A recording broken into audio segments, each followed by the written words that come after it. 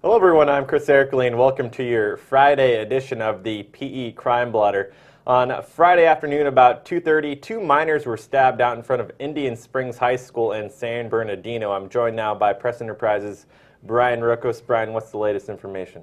Well, we're hearing that, first of all, the most important thing is that the two students will be okay.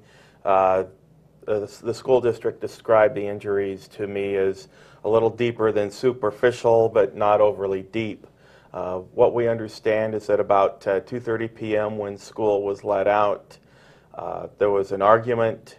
A 14-year-old stabbed two people. The victims are a Indian Springs High School student and a student at nearby Curtis Middle School.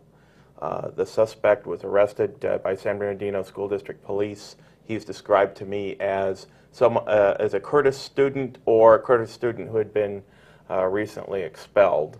And a couple of knives were recovered at the scene.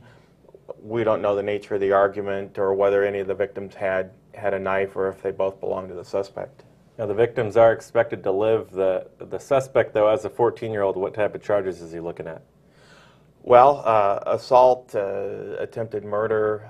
Unfortunately, with this being a juvenile case, those kinds of proceedings are closed unless the person would be tried as an adult.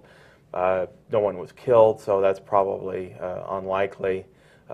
It just depends on what the witnesses say, whether this attack was planned, those kinds of things. And the school was on lockdown for a brief amount of time. Right. School had let out, so the main thing was that this school district police, the sheriff showed up to, city police showed up to. The main thing was getting the students to disperse and go home.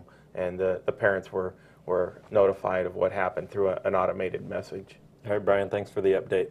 That does it for our Friday edition of the PE Crime Blotter. Be sure to join us right here on PE.com for the latest on this story.